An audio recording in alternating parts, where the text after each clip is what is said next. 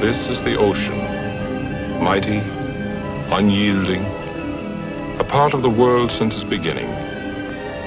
And yet, for all the millions of years, never the same from one restless moment to the next.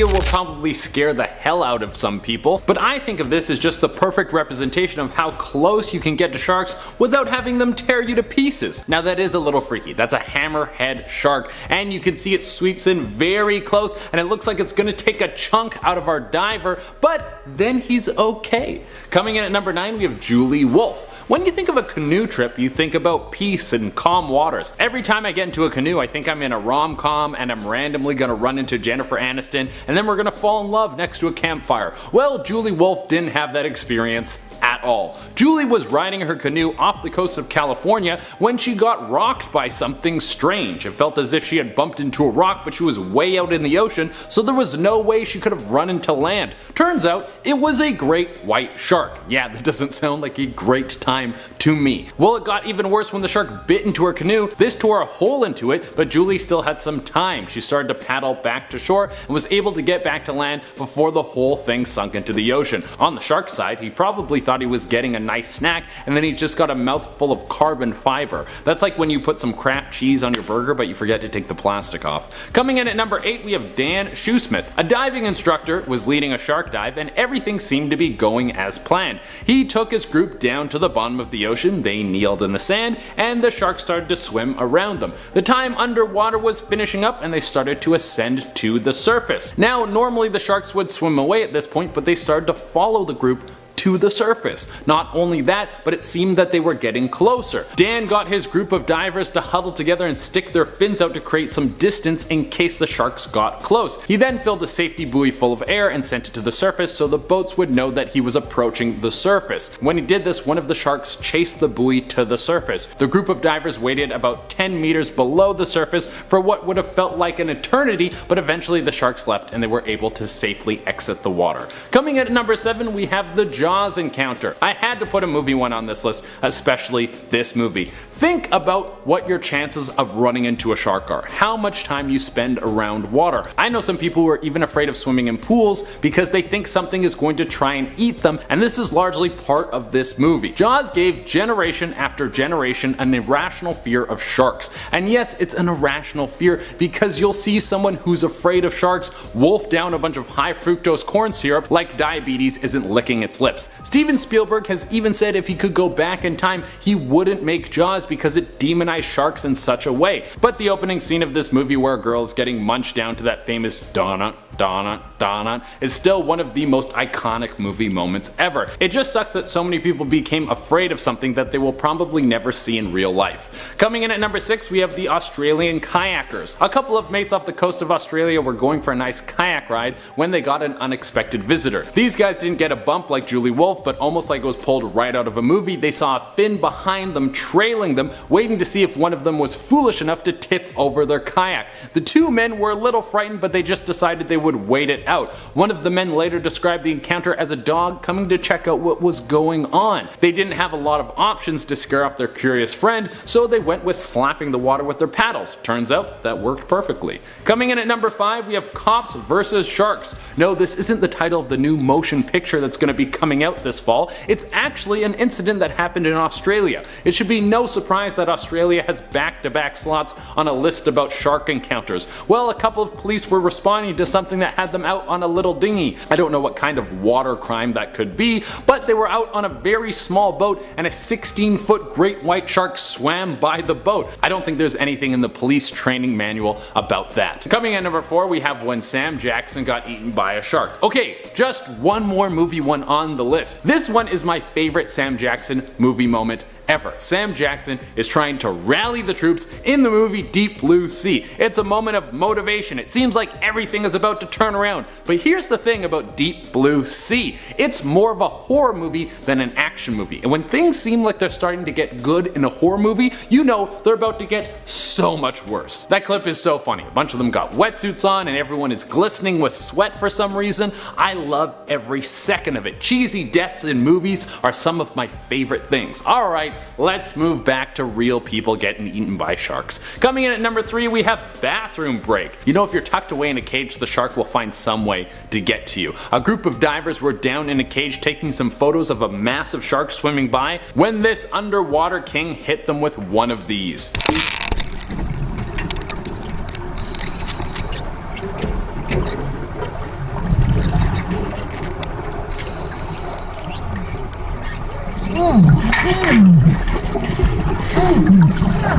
I don't think you can smell it because you're underwater, but that poop is going to cover every inch of you. You're gonna have poop under your fingernails, poop in your eyebrows. You are gonna become one with the poop.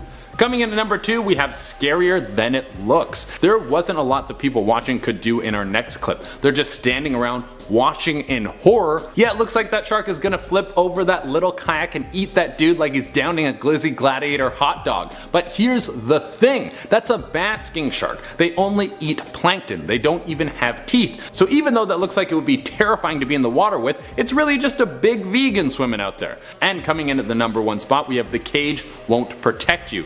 The thing about shark diving is you want to ensure you're going to see a shark, so sometimes you bring bait. And the bait can get the sharks a little bit excited. A lot of people will go into a cage to try and avoid contact with the shark. But here's the thing about sharks. They are basically a spine, a jaw, and then all muscle and cartilage. So sometimes they can squeeze into very small spaces and you can have something like this happen. He's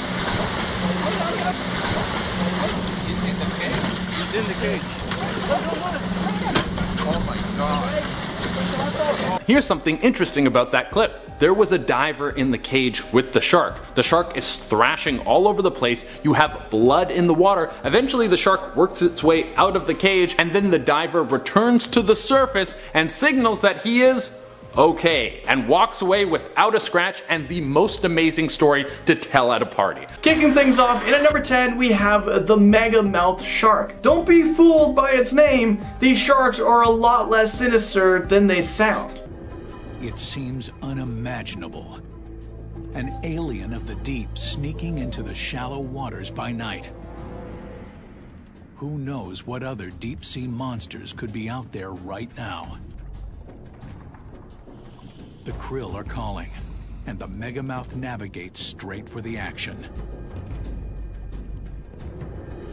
Measuring in at an average of 25 feet, this shark was only first discovered back in 1976 near Oahu, Hawaii, and since its discovery there have only been 100 other sightings of this scary looking creature. They are filter feeders, which means they slowly swim through the water with their mouths open to feed on plankton. They also like to alternate between deep and shallow water and search for food, but because they have only been 100 sightings of this megamouth shark, there is still a lot of information about their lifestyle and feeding habits that still need to be discovered. But honestly, who named this shark? They must be the least creative person on the planet. They literally saw that it had an unusually large mouth and decided that it would be called what should we call this thing? The megamouth? The big mouth? No, we're going with megamouth shark. Well, thank you for that one, Captain Obvious. Well, number 9 we have the tiger shark, who measures in at 25 feet, weighing in at about 1,300 pounds. The tiger shark are known to have one of the most bizarre diets. They will eat anything from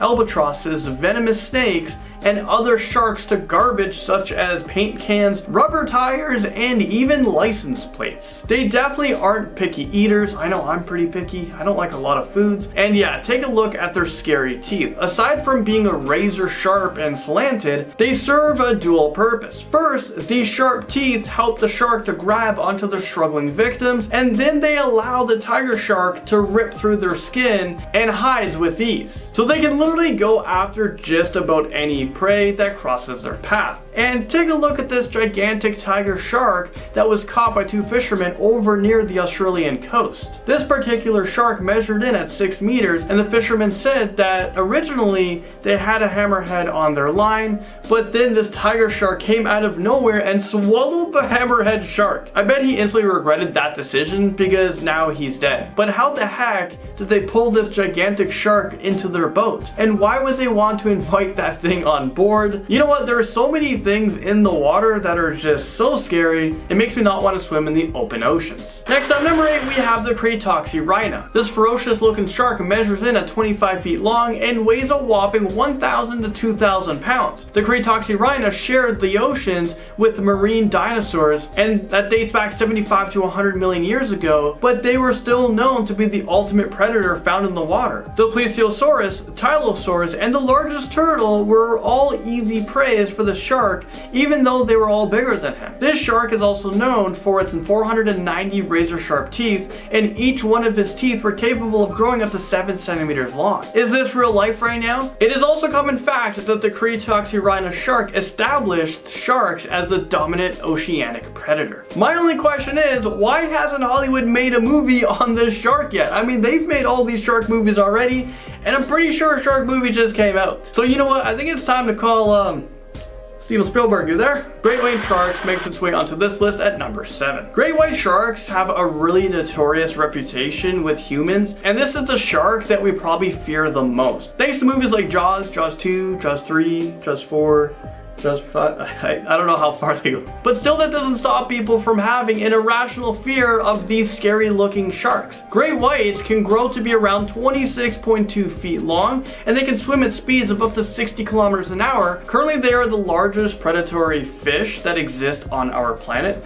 So I get why so many people are so scared of them. Great white sharks are also equipped with a set of 300 razor sharp triangular teeth that are arranged in 7 rows. Let's take a closer look, shall we? Its weapon of choice? Up to 300 serrated steak knives, which grow right from its gums. Each jaw carries several rows of deadly blades that are replaced all throughout its life. Okay, now I'm officially terrified, but wait, there's more. Let me introduce you guys to Deep Blue. He is the largest great white shark that currently exists today. He weighs in at 2.5 tons and measures around 20 feet long, but take a look at these pictures right here. This is absolutely terrifying, and I have no idea what these divers are thinking. I would be peeing in the ocean if I ever saw these things swim near me, and I'm hoping that it startles them.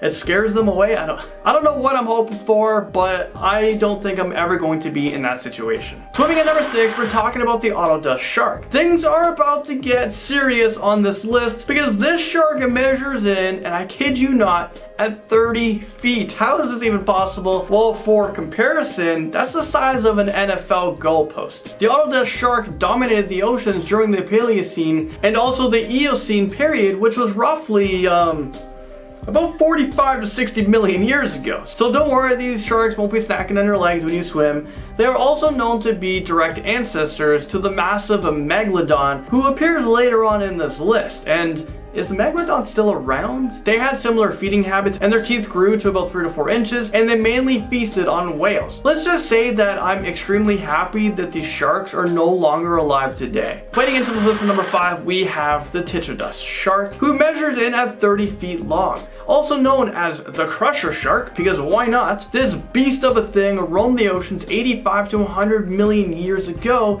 and they enjoyed feeding on shellfish because they can easily crush their shells with their powerful jaws. If you were to look inside of their mouth, you would see that they have 550 massive flattened teeth, and paleontologists believe that their teeth can grow up to 55 centimeters long and 45 centimeters wide. That sounds absolutely terrifying if you ask me. Any creature that is capable of ripping me apart limb from limb is an enemy of mine in my books. I'm really starting to develop an irrational fear of sharks. Is anyone else feeling the same way? Or is it just me? Okay, I think it's just me. No, I think a lot of you guys are afraid of sharks. Number 4, we have the helicorpian shark. You know, the shark with like the teeth like that? Well, you guys are looking at the picture now, and yeah, are you guys even prepared to have your life ruined right now? Well, thank God this scary looking beast went extinct 250 to 290 million years ago. I don't even know how we know things like that. Well, otherwise we would be in a whole lot of trouble if they were still alive today. The name helicorpian literally means a spiral saw, so it kind of makes sense. And paleontologists all agree that these crazy looking teeth were attached to his lower jaw. The helicorpian was estimated to grow up to 30 feet long, so it seems like our last few sharks are all 30 feet. Why can't anyone grow just a little bit longer than that? Well, one of the most interesting facts about the shark is that they were able to survive the Permian-Triassic extinction event, which killed 90% of all marine animals and 70% of all land animals. But as fate would have it, the helicorpian's luck ran out when it went extinct several million years later. But who knows, maybe the species is still hiding in the deep sea waiting to resurface again. The 40-foot basking shark makes its way onto this list at number 3.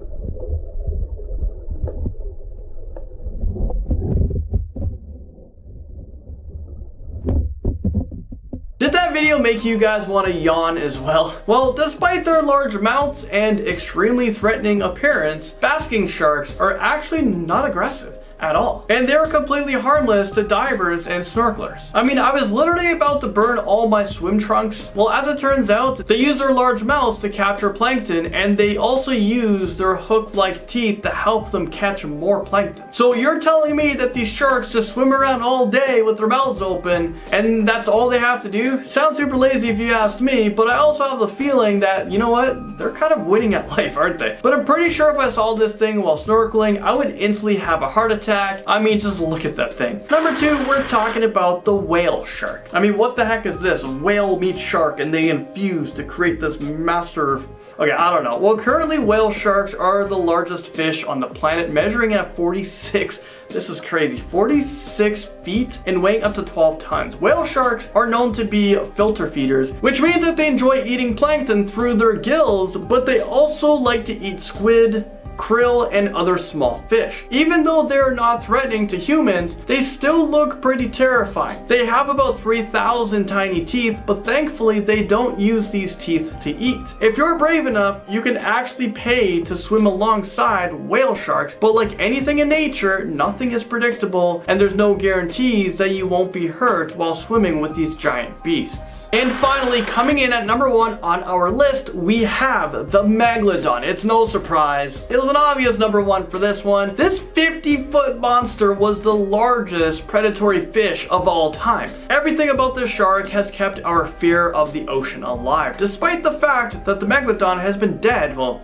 dead, is it dead? For over 2.6 million years. They probably weighed over 48 tons, and their teeth ranged from about 3 to 7 inches in length. Their jaws measured in at 7 feet tall by 6 feet wide, and they had a bite force of about 40,000 pounds per square inch. If that's not terrifying enough, Megalodon sharks ate whales for breakfast because they had to consume about 1 ton of food per day in order to sustain itself. Oh, and yeah, I forgot to mention that this thing also had about 276 teeth. So I guess we could take comfort in the fact that they're no longer alive, but since only 5% of our world's oceans have been explored, I mean, who knows? Who knows what kind of scary creatures are actually lurking in the ocean? Also, who knows, maybe these creatures will develop a craving for humans. Starting off in our number 10 spot, we have the Demon. There are many stories and alleged sightings of what is now referred to as the Black Demon of Cortez, which is said to be a massive black shark seen off of Mexico's Baja coast. One story in particular regarding this elusive shark comes from a fisherman named Eric Mack. He had reported that one day while sailing he felt his boat begin to rock, which immediately gave him the feeling something was awry. Eric was even further startled when he explained that he saw a massive, towering tail sticking at least 5 feet out of the water. The stories of this shark are so infamous that it was even the focus of an episode of a History Channel show called Monster Quest. Maybe if there's a part 2 of this video, we'll talk about some more of the sightings around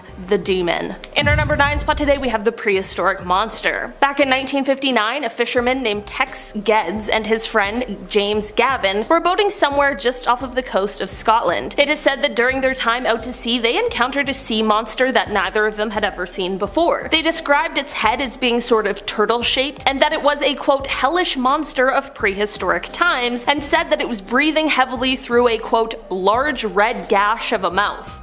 Okay, not exactly a kind description, but definitely a bit of a terrifying one. I think it's important to bring up that we actually don't really know what megalodons look like. We have a sort of idea, but at the end of the day we only have some fossils, jaws, spines, teeth. It doesn't really leave us that much to work with. While it isn't quite clear what these two men saw for sure, and it's likely that we'll never know, whatever it was definitely wasn't just the average sea creature. In our number 8 spot today, we have the TikTok shark. In May of last year, someone on TikTok called Alex Albrecht, who is a marine biodiversity student as well as a musician, shared a video on the app that had people seriously shocked. The TikTok shows a massive shark lurking around the ship that Alex was on, which is said to have been just off of the coast of Massachusetts at the time. The ship was full of research students when this massive shark made its appearance, many of which either screamed or had some sort of expletive in response. Another TikTok user asked in the comments if the shark in the video is a megalodon, considering how absolutely huge the thing was. Was this an actual megalodon? Likely not, but hey, I'm not the marine biodiversity student here, so who am I to say? In our number 7 spot today, we have snorkeling. Robert Pamperin and a friend, Gerald Lair, were snorkeling off of La Jolla Cove in California in 1959 when Robert was attacked by a shark. It is said to have all happened quite quickly, and Gerald was alerted to the distress when he heard Robert scream. Gerald turned and saw Robert unusually high in the water, and his mask was missing. At this point, Gerald dove under, and this is when he realized exactly what was going on. There was a shark that had Robert in its mouth up to his waist. Unfortunately, there really wasn't much that Gerald could do to stand up to this absolutely massive shark that he described as larger than your average great white. Robert sadly did not survive the event, and by the time rescuers arrived, they were only able to locate one of his fins. In our number 6 spot today, we have the photographer. This is an encounter that occurred just last year in November, basically a year ago. Underwater photographer Darren Verbeck was diving off of the coast of Hawaii's Big Island when he saw what he thought was a school of fish. He began to get closer, I mean the whole photographer thing, and as he got closer he started to think that what he was actually seeing was a tiger shark. He got even closer, and that's when he said, quote, "I kept looking at the head. I'm like, that is not a tiger shark." And it got closer and closer, and it just kept getting bigger and bigger. Darren continued to get closer to the shark and estimated it to be over 15 feet, which is definitely quite large. He explained that the shark was not acting in a threatening way, so he continued to take his photos and shot as much as he could before the massive shark decided to swim away. Experts explained that the shark was likely in the area because of humpback whales, and honestly, I don't want to see the shark that could take down one of those beasts. In our number 5 spot today, we have deep blue. This shark is in fact not a megalodon, I'll just be honest about that, but it definitely is a more modern contender. Deep blue is the name of a great white shark who is most definitely one of the largest ever recorded, at least in our lifetime. This colossal monster is the largest great white shark ever caught on camera by scientists. She is measured to be 20 feet long, 8 feet high, and about 2.5 tons, and while this isn't all that huge compared to her massive prehistoric cousin, it certainly is no small feat. Rumors of her existence have been spread since as far back as the 1990s, but it wasn't until 2014 that she was officially caught on camera and documented. Researchers at the time were in the midst of studying tiger sharks, but she made her grand appearance after scavenging some food from a sperm whale carcass nearby. In our number 4 spot today, we have the USS Indianapolis. This is a story that has been considered the worst shark attack in history, which is definitely a horrific thing to think about. In 1945, the USS Indianapolis was an unescorted US warship that was sailing in the Pacific when it was struck by a Japanese torpedo. This had no problem tearing the ship in two, which then meant that 900 sailors were now floating in the ocean waiting for rescue. Over the next 5 days, nearly 600 men lost their lives due to shark attacks. That's either a group of sharks or a few very large, very hungry ones. From the survivors' accounts of what happened over the course of those days, it seemed like an absolutely nightmare situation. This is exactly why it has gone on to be called one of the worst shark attacks in history. In our number 3 spot today, we have Rodney Fox. Rodney Fox is a man who is thought of as one of the best spear fishermen in the world. In 1963, he was partaking in the Australian Spearfishing Championships, which were being held just south of Adelaide, when he went through what is widely regarded as, again, one of the worst shark attacks in history. The shark he encountered bit him around the waist, which ended up puncturing his diaphragm, ripping his lungs, and crushing his rib cage. Not only this, but the attack left his organs exposed, so much so that when he finally made it back to shore, those rescuing him had to keep his wetsuit on to ensure that his insides actually stayed on the inside. Despite the fact that Rodney needed at least 4 hours of surgery and about 400 stitches, like many people who have had these sort of terrifying encounters, rather than shying away from sharks in the water, he leaned in. He actually became an advocate for sharks after this. He created the first underwater shark observatory and helped to dispel the rumors that sharks are bad, crazy, scary animals that we should all fear. In our number 2 spot today, we have the Jersey Shore. Back in 1916, during the summer season, there were 5 different shark attacks that occurred over the span of 10 days that ended up in the deaths of 4 people. This wasn't something that had been seen before in the area, which of course left people speculating as to why this was happening. There was a heat wave in the area during the time, which likely led to more people being out, enjoying summertime sort of activities, and maybe this attracted the shark, but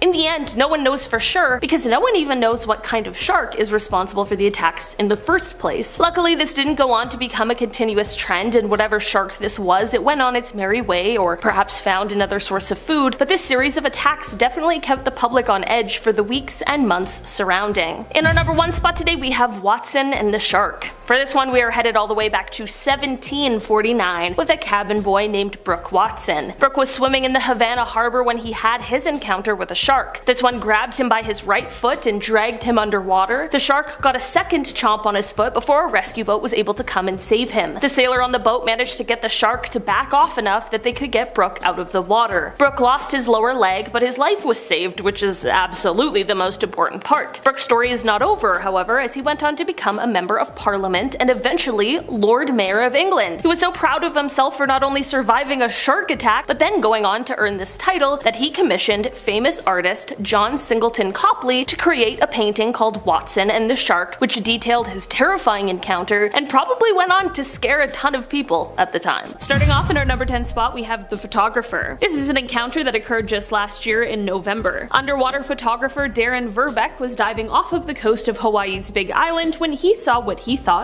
was a school of fish. He began to get closer, I mean the whole photographer thing, and as he got closer he started to think that what he was actually seeing was a tiger shark. He continued to get closer, and that's when he said, quote, "I just kept looking at the head. I'm like, that is not a tiger shark." And it got closer and closer, and it just kept getting bigger and bigger and bigger. Darren continued to get closer to the shark and estimated it to be over 15 feet, which is definitely quite large. He explained that the shark was not acting in a threatening way, so he continued to take his photos and shot as much as he could before the massive shark decided to swim away. Experts explained that the shark was likely in the area because of humpback whales, and honestly, I do not want to see the shark that could take down one of those beasts. In our number 9 spot today, we have Todd Endress. Todd Endress is actually a man who was attacked by the same shark 3 different times on August 28, 2007. Todd was near Marina State Park in California when the attacks occurred. The first one didn't do too much damage, but the second one was certainly much worse. He would later go on to say, spoiler alert, he survived these attacks, he would later go on to say that during this second attack, the shark skinned his back, quote, like a banana peel. Okay, Mario Kart just turned into Nightmare on Elm Street. With the third attack, the shark attempted to eat his leg, which was still attached to his body, and this is when his kind of unlikely savior came in. It was actually a group of dolphins that decided to surround Todd, which provided enough of a distraction that he was able to ride a wave back to shore. It is definitely possible that the shark could have, and it may have, eaten one of those rescue dolphins, should it choose to. Once Todd was back on shore, despite having lost half of his blood, his friends were able to help him until rescue arrived, and from there, just 6 weeks later, he was back in the water. Sadly, Todd ended up losing his life in September of 2016 from a car crash, but it's important to note that after his attack, before his untimely death, he made it clear he held no grudge against his shark attacker. He said, quote, "We're in his realm, not the other way around." In our number 8 spot today, we have the J-Bay event finals. This shark attack is from 2015 and is one that happened on live TV, but thankfully it turned out much better than it could have. During the finals of the J-Bay event, which again was being broadcast live around the world, a shark got himself a little in over his head when he decided to try and take a bite out of 3-time world surfing champion Mick Fanning. Mick reacted a lot more bravely than I would have and started to fight back against the shark. While this was going on, another pro surfer, Julian Wilson, paddled towards the shark in order to try and help. In the end, the safety teams came out as quickly as possible to rescue the surfers and a photographer who was also out on the water, and everyone was fine, albeit probably a little shaken up. Fights broke out on the internet over whether this was a shark attack or a shark encounter, and I mean, all that really matters is the humans and the shark are all safe at the end of the day. In our number 7 spot today, we have the strange environment. This is a shark encounter that, I'll be honest, it isn't a Megalodon, but it is one that is so strange it might just show that maybe we don't really have all the answers to ocean mysteries. Scientists were really surprised and confused when they found hammerhead and silky sharks swimming near an underwater volcano in the South Pacific. This is because the waters around there would be extremely hot and they would also be really acidic. This is an extreme environment for marine life, and while some species would thrive in this environment, sharks aren't really on that list,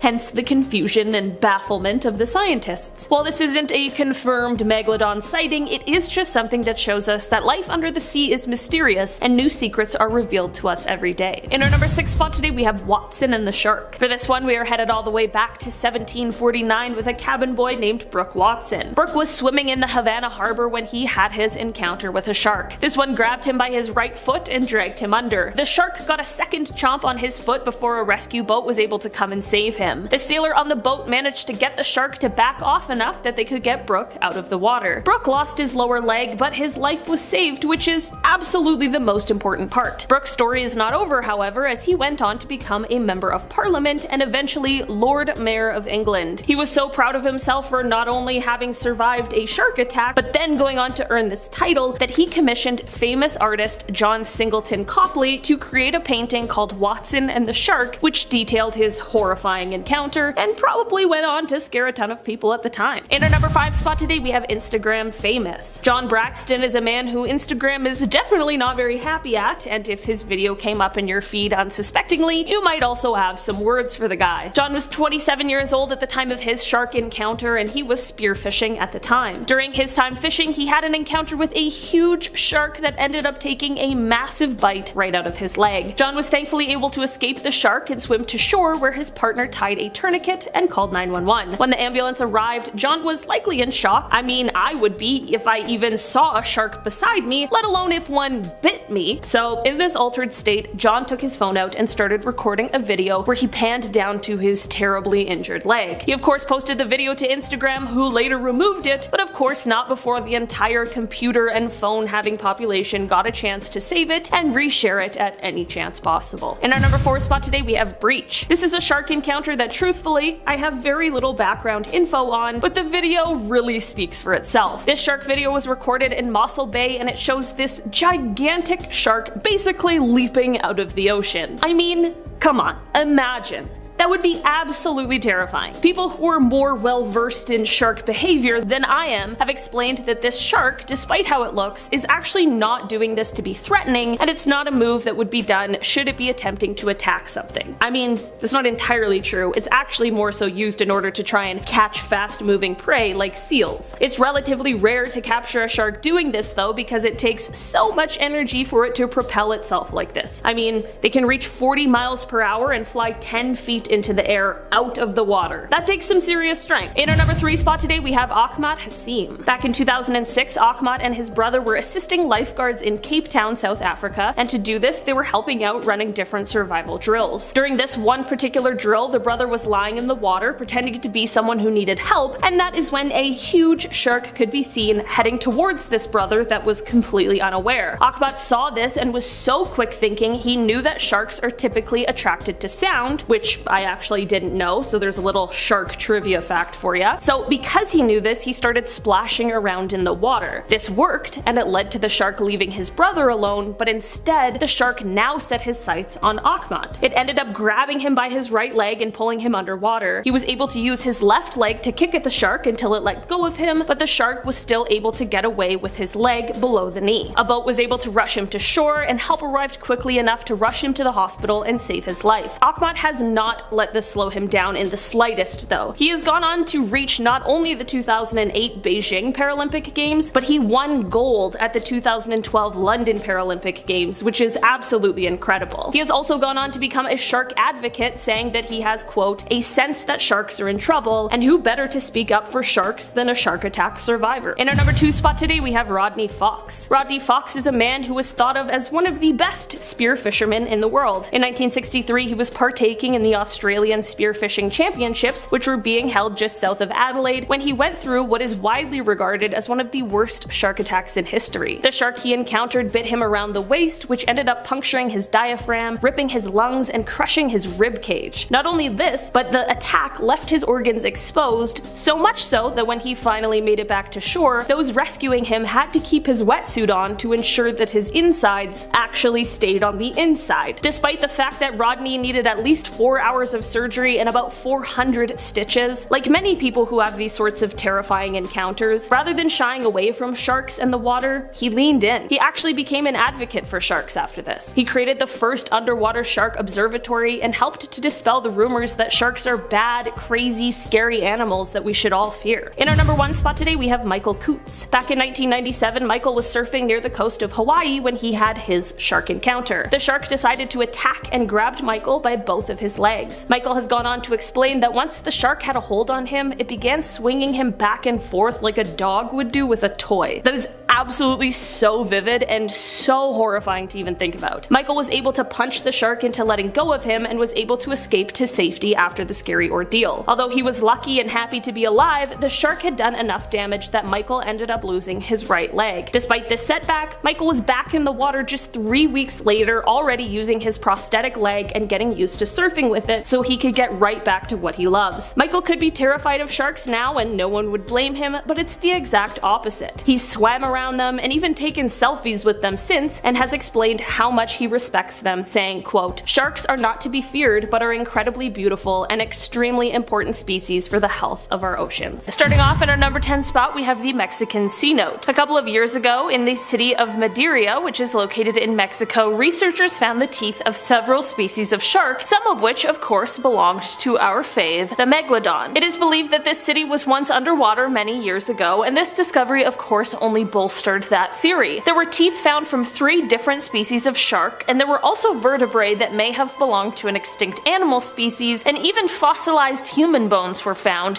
which makes it clear that there is quite a rich history in this area. This discovery actually came after a photographer was looking at the wall of a cave and noticed something strange. This strange looking thing ended up being a tooth that once belonged to a saw shark. Hopefully with further analysis of the area, we can find more about what once called that place home and where that fits in the history and timeline of our planet. In our number 9 spot today, we have the South Carolina discovery. Back in 2020, a woman was walking the beach in South Carolina when she spotted a gray chunk sticking out of the sand. She suddenly realized that this was a tooth, and it was a lot larger than any she had seen before. She ended up taking a video as she found the tooth, which she ended up posting posting to Facebook, and according to her, the tooth was about 5.75 inches and weighed about 15.9 ounces. The area where she found the tooth was a coastal one in South Carolina, which was once the seafloor millions of years ago. The mud in the area is said to be quite the hotspot for finding ancient Megalodon teeth and other incredible treasures. After the find, the woman was rightfully shocked, saying, quote, "The tooth is just incredible and it's mind-boggling that we now have a fossil on our mantle that is 3 to 5 million years old. Just wild." I mean, can we blame her? Not even the age, but how it's the fossil of the largest marine predator of all time. Pretty dang cool to say the least. In our number 8 spot today, we have the seashell hunt. Back in July of 2019, a man was out walking with his family and their dog on the shores of Ocean Isle Beach when he saw something sticking out of the sand. You likely already know where I'm going with this. It is no surprise this was an almost 6-inch tooth that once belonged to a Megalodon. The tooth itself, of course, is impressive, but so was the striking black root seen on the end. The family was apparently in the midst of searching for seashells, which is what led them to the tooth in the first place. In the low tide, they could only see the black root, but thankfully they took the time to flip it over,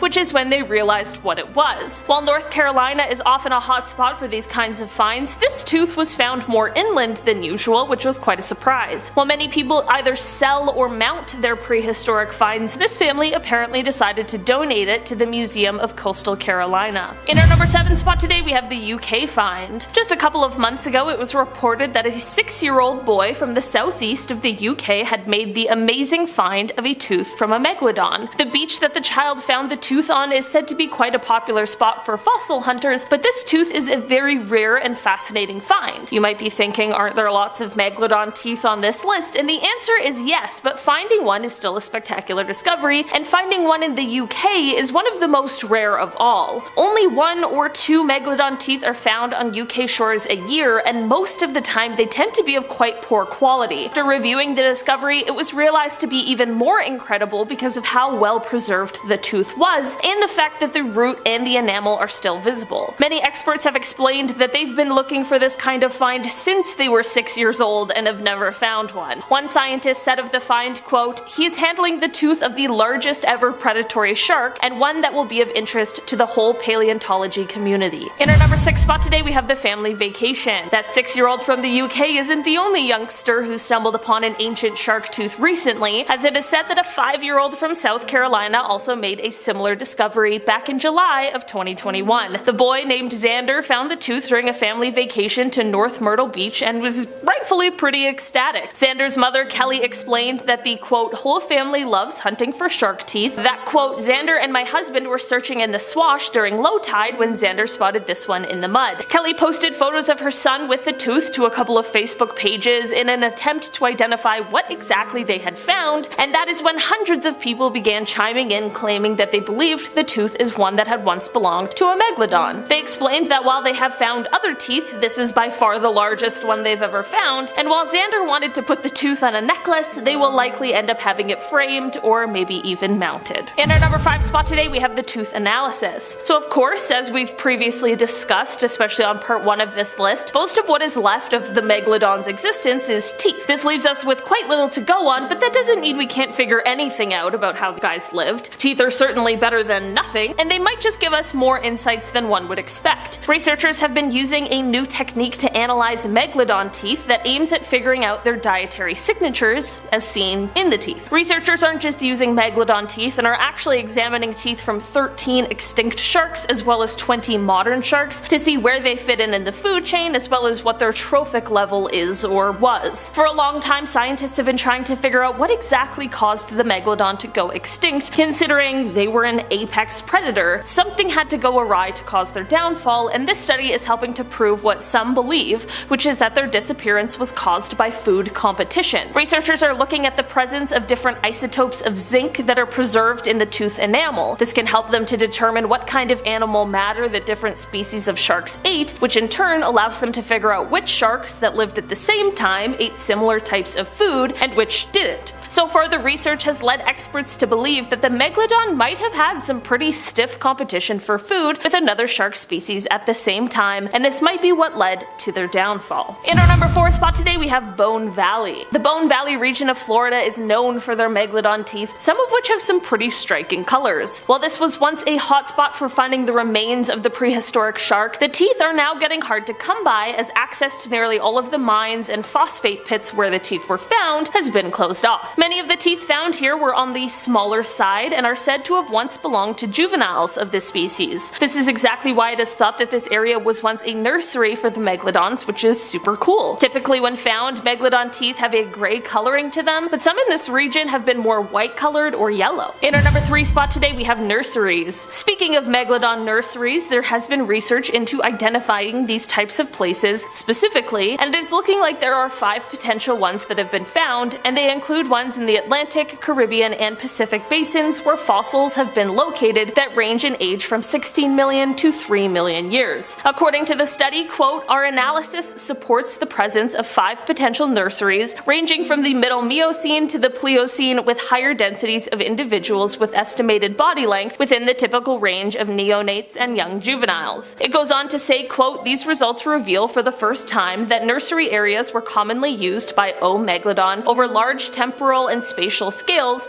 reducing early mortality and playing a key role in maintaining viable adult populations." This just shows us that these areas were extremely important for the species in order to feed and protect the younger members, just like how modern sharks do the same sort of thing. In our number 2 spot today, we have the downfall. Like any scientist who studies the Megalodon, there is also the pressing question of how did these guys end up extinct? What really drove them there? It is something that we have some really good theories and hypotheses about, but no one can yet say for certain. Those same scientists who are studying the Megalodon nurseries, however, are also explaining why these nurseries could potentially have been one of the things that led to their downfall. In the same study, speaking about these 5 potential nurseries, they also explained that, quote, "Ultimately, the presumed reliance of O. megalodon on the presence of suitable nursery grounds might have also been determinant in the demise of this iconic top predatory shark. Our planet has changed a lot, and it is possible that these areas that they really relied on to help nurse their young into adulthood began disappearing thanks to the changing climate of the Earth. At this point, it is just another contender for real cause of the extinction of the Megalodon, but it is certainly a compelling argument. Although the Megalodon didn't survive up until these modern times, sharks as a class of animals have been able to survive all 5 global extinction events, which is absolutely incredible. In our number 1 spot today, we have the supernova theory. Okay, to cap off our list today, we have one more theory as to how the Megalodon may have gone extinct. The theory was published by 3 researchers in the Scientific Journal of Astrobiology, and basically it suggests that it could be possible that, quote, "one or more supernova about 2.6 million years ago may have been the leading cause of a mass extinction of a large number of marine megafauna, which of course would include our buddy the Megalodon." This theory claims that an increase in radiation from these cosmic events may have been strong enough to have a drastic effect on marine life. In a statement, one of the scientists associated with the study said, quote, "Imagine the great white shark in Jaws, which was enormous, and that's the Megalodon, but it was about the size of a school bus. They just disappeared about that time. So we can speculate it might have something to do with the muons. Basically, the bigger the creature is, the bigger the increase in radiation would have been." They went on to say that the radiation from exploding stars, which could have been as close as just 160 light years away from Earth, may have been too much for our atmosphere and the creatures that lived here at the time to handle. While water shields a good amount of radiation, the scientists claim that it can't block the muons. The researcher also said, quote, "Creatures that are used to being almost isolated from radiation would suddenly get a whole lot. They would be unlikely to have as good of a defense against radiation as land creatures would." And that's the end. The colossal squid is a creature that is not to be confused with the giant squid, which is similar but slightly smaller. These guys live in the darkest, coldest depths surrounding the waters of Antarctica. This creature lives up to its name as it reaches an average of 46 feet in size, and it weighs around 500 kilograms, with the females being the largest of the species. They also have large tentacles equipped with suckers that have little razor hooks on them to better latch onto its prey, so let's hope it's not you. Its diet mainly consists of large fish, such as the 7-foot Patagonian toothfish, and small ones, and some even consume their own kind. But they've also been known to try and consume even larger prey, like sperm whales. males, who often have been seen with scars attributing to the battles they must have faced. They're colossal, they're scary, and they're ambitious. What more could you want from a sea monster? Only 2 specimens have ever been collected, with the second being found recently in 2014, so on top of how frightening they are, they're also extremely elusive. In our number 9 spot today, we have the scalloped hammerhead shark. These sharks of course belong to the hammerhead family, and the main feature is their oddly shaped heads. These guys are a coastal pelagic species, and their eyes and nostrils can be found at the ends of the tips of their head extensions. These sharks like to use the shore as a breeding ground, and their young have an incredibly high metabolic rate, which means that they need a ton of food or else they will starve. These guys are quite notable for their large and complex brains. They have quite high levels of cognitive capabilities, and they're often really socially intelligent. They have complex migratory patterns and habitat relationships, and they are very athletic and clever when it comes to capturing prey. Nothing better than a super smart, extremely hungry shark. Their brains are great for the species in a multitude of ways, of course, but especially in terms of reproduction. Because of their social intelligence, it helps them to seek out the fittest members of the species to procreate with. Unfortunately, as of this year, however, the scalloped hammerhead shark is now listed as critically endangered, with the main cause for the population decline being overfishing. They are overharvested because of their large size, as well as the fact that apparently their fins have a high fin needle content, and so they are sold for $100 to $120 US per kilogram. In our number 8 spot today, we have tiger sharks. Tiger sharks are a species of shark that are the only surviving member of their genus. These macro predators can grow to be quite large, reaching lengths of over 5 meters or 16 feet and 5 inches. They're usually found in tropical and temperate waters, and their tiger name comes from the dark stripes that can distinctly be seen running down its body, although these marks do fade as the sharks mature. Tiger sharks live mostly solitary lives, and they are nocturnal hunters. They are well known for having quite the variety of prey, which includes crustaceans, fish, seals, birds, squid, turtles, sea snakes, dolphins, and even other smaller sharks. Unfortunately, these sharks are nearing a point of being a threatened species due to finning and fishing by humans, but it is thought that the Bermuda Triangle might be home to a secret sort of breeding ground for these guys. Hopefully, if this is the case, we can find a way to help protect the area so that the species can once again thrive. After the great white shark, tiger sharks are the second in line when it comes to the most recorded fatal attacks on humans, but although that sounds terrifying, these events are extremely rare. I learned that from the documentary that I watched. In our number 7 spot today, we have the deep sea lizardfish. Deep sea lizardfish are a small family of deep water fish who are related to the telescope fish. These guys have flat heads and curved, barbed teeth, and they grow up to 78 centimeters or 31 inches in length, which makes them a pretty moderately sized fish. They prefer to stay at depths of 1,600 meters or 5,200 feet, and they're actually one of the world's deepest living apex predators. These lizardfish are known to eat anything that comes their way, including other fish of their own kind. Despite the lack of light in the depths of the ocean, these guys have really large eyes and pupils, and their vision is actually really important for their prey detection, as their well-developed eyes allow them to see any residual or bioluminescent light. Not a lot is known about their reproduction habits, but one thing that is known is that deep sea lizardfish have both male and female reproductive organs, which is thought to be an adaptation to low population density. In our number 6 spot today, we have the flying spaghetti monster. I know, it sounds a little silly, but I swear this creature really does exist. This deep sea creature is a species of siphonophore that can usually be found in the Atlantic Ocean. While these guys appear to be one organism, they're actually a colonial organism, which means that they're composed of many medusoid and polypoid zooids. Zooids are multicellular units that develop from one single fertilized egg, and they combine to create functional colonies like the flying spaghetti monster.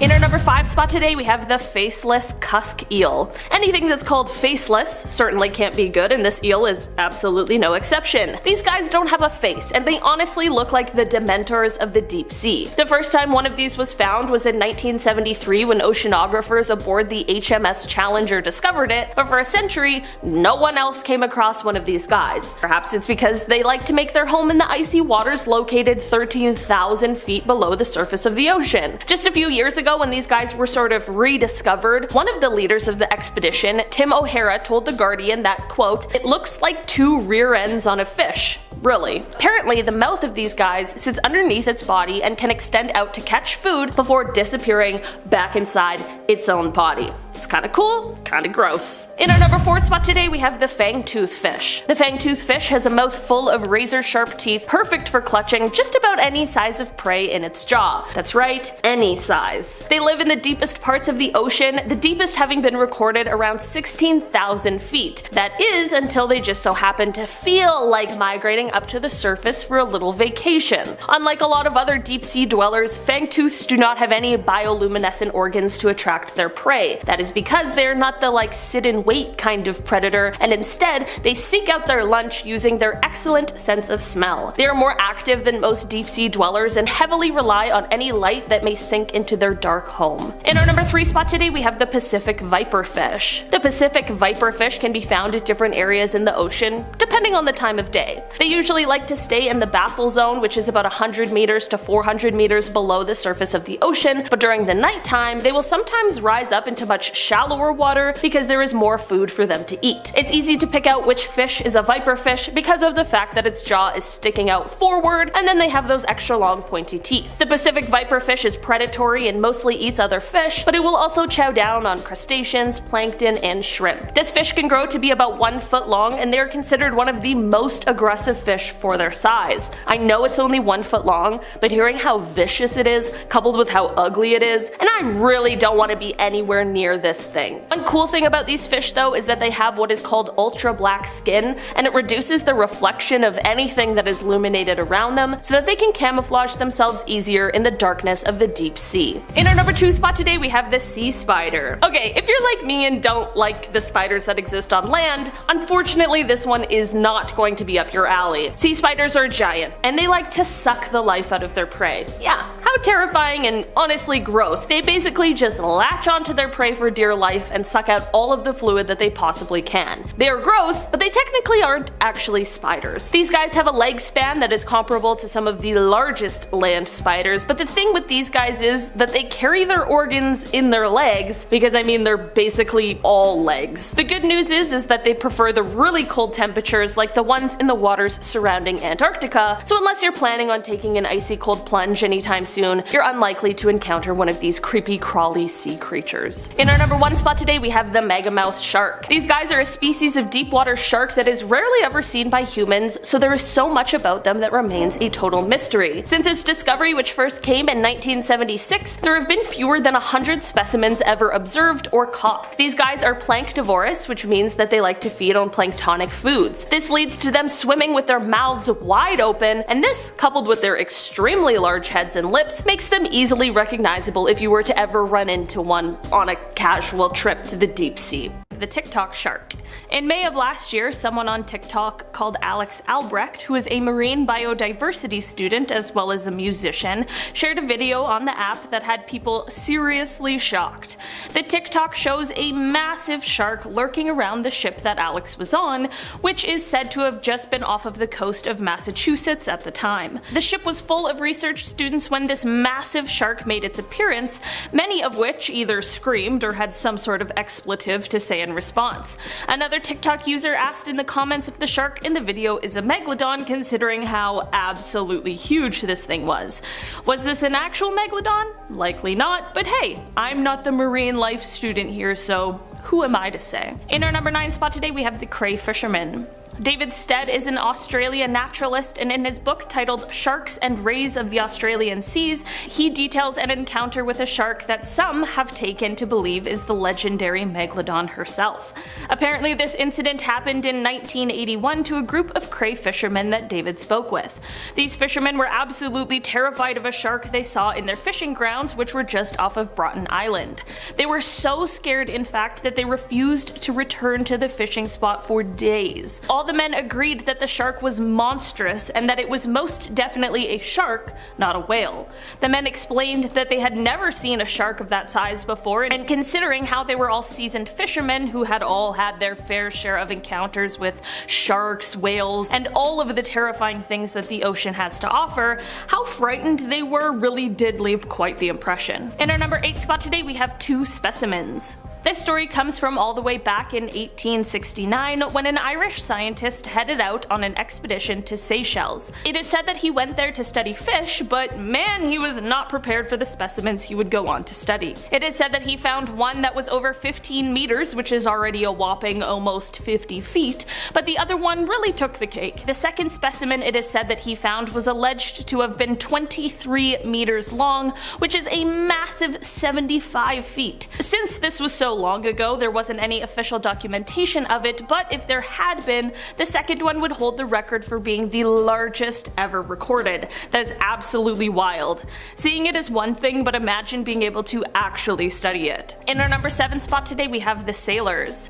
This gigantic shark sighting is said to have taken place in the 1960s just off of the edge of Australia's Great Barrier Reef. According to author B.C. Cartmel in his book Let's Go Fossil Shark Tooth Hunting, the sailors involved in this sighting initially refused to talk about it because of the fear of being teased for being afraid of what they had seen. After some time, however, they began to speak about the incident. They explained that while on board their 85-foot ship, they needed to weigh anchor in order to conduct some engine repairs. While this was ongoing, the crew became absolutely shocked when they saw the biggest shark they had ever seen slowly swimming past their completely stuck ship. Just like the last one, all the men agreed that they were not mistaking a whale and that it was indeed a shark. They also said that this shark was so large it was rivaling the boat in size. That is absolutely massive. Whether it really was a Megalodon or not, whatever shark they saw that day certainly wasn't the average size. In our number 6 spot today, we have the battle scar. This story is a little different than the others on today's list, and it started with the sighting of a great white shark. This 15-foot long shark was spotted swimming just off of Isla Guadalupe in Mexico, but what was so striking about this great white in particular was the absolutely savage wound it had on its side. This huge bite mark had people speculating as to what in the world could have caused it. I mean, there aren't very many predators to great whites, so it's a pretty rare occasion to see such a huge bite mark right on the side of one, and people were doubting whether or not another shark would have done this to one of its own species. There definitely are reasons for why this could have been an attack from another shark, but of course people took this as a possible sign that maybe there's something bigger lurking in the waters.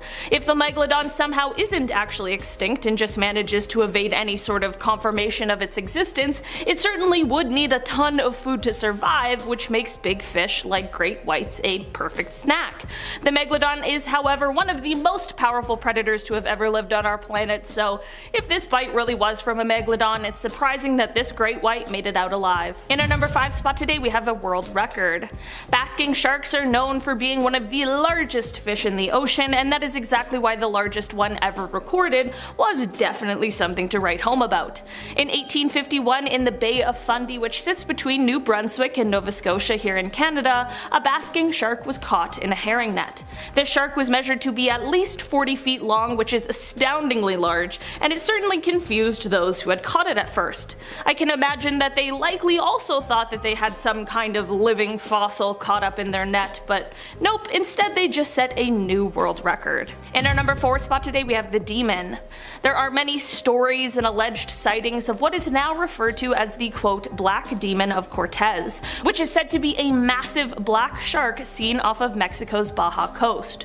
One story in particular regarding this elusive shark comes from a fisherman named Eric Mack. He had reported that one day while sailing he felt his boat begin to rock, which immediately gave him the feeling that something was awry. Eric was even further startled when he explained that he saw a massive towering tail sticking at least 5 feet out of the water. The stories of this shark are so infamous that it was even the focus of an episode of a History Channel show called Monster Quest. Maybe if there's a part 2 of this video, we'll talk about some more of the sightings surrounding the demon. In our number 3 spot today, we have Deep Blue. This shark is in fact not a Megalodon, but it definitely is a more modern contender. Deep Blue is the name of a great white shark who is most definitely one of the greatest ever recorded, at least in our lifetime. This colossal monster is the largest great white shark ever caught on camera by scientists. She is measured to be 20 feet long, 8 feet high, and about 2.5 tons, and while this isn't all that huge compared to her massive prehistoric cousin, it certainly is no small feat. Rumors of her existence have been spread since as far back as the 1990s, but it wasn't until 2014 that she was officially caught on camera and documented. Researchers at the time were in the midst of studying tiger sharks, but she made her grand appearance after scavenging some food from a sperm whale carcass nearby. In our number 2 spot today, we have Bigger Than the Boat. Zane Grey is a man who is a novelist, and he is definitely best known for his adventure novels, but it is also said that he was a deep sea angler, and it was during one of his fishing adventures that his Megalodon sighting came. In the novel, which is titled Megalodon, Fact or Fiction, writer Rick Emmer speaks of this incident, saying that Zane claimed to have seen, quote, one of the man-eating monsters of the South Pacific. It is said that whatever kind of shark he saw, it was a shark that was much longer than his boat, which was somewhere from 30 to 40 feet. He also said that this shark was yellow and green, and that it had a few white spots. Most notably, however, he said that the shark had a massive square head, and that it had, quote, immense pectoral fins. This is all to say that whether he saw a Megalodon or not, whatever he saw was not just a harmless great white shark. What do you guys think? Perhaps a Megalodon sighting, or just one of the tall, exciting tales told by Mr. Grey? In our number 1 spot today, we have the Mariana Trench sighting. A few years ago, a video began circulating the internet, and it shows a gigantic shark scouring the seafloor. People online quickly put a story to the video saying that allegedly this is a Megalodon that was caught on camera at the bottom of the Mariana Trench. The creature is seen swimming over top of what is apparently an abandoned shark cage, and the video seems to be enough to have convinced many people. The video certainly is compelling, and whatever we see is most definitely terrifying to look at, but with my very limited knowledge of anything that lives in the sea, it's tough to say anything further. While some people swear that this is solid proof, others have brought up sharks that may have a similar appearance to the one seen in the video. Starting off in our number 10 spot, we have the Zuyo Maru monster. This story is one that comes to us from 1977, and rather than an alive animal sighting, this one is actually this carcass that was found that we still aren't quite sure what it belongs to. The Zuyo Maru carcass was one that was found by Japanese fishermen near New Zealand. Because it was so unique, it was taken to be analyzed, and while many have speculated that it was a basking shark, that has never been confirmed or proven. Considering the fact that it was definitely shark-like, but just not quite clear as to what exactly it was, is definitely interesting. In our number 9 spot today, we have the sea creature. Back in both 1817 as well as 1819, there was a sea creature that visited the coast of Massachusetts, and it was seen by hundreds of people, but no one has been able to identify what it could have been for sure. The creature was said to be around 3 feet in diameter and around 50 feet long, and it is said that it moved similarly to how a whale or a dolphin might. The first sighting of this creature was when some fishermen spotted it, but the real panic began as the creature started to show itself closer to shore. To this day, some people swear that this was some sort of real sea monster, and others believe it was just a case of mass hysteria. What do you think?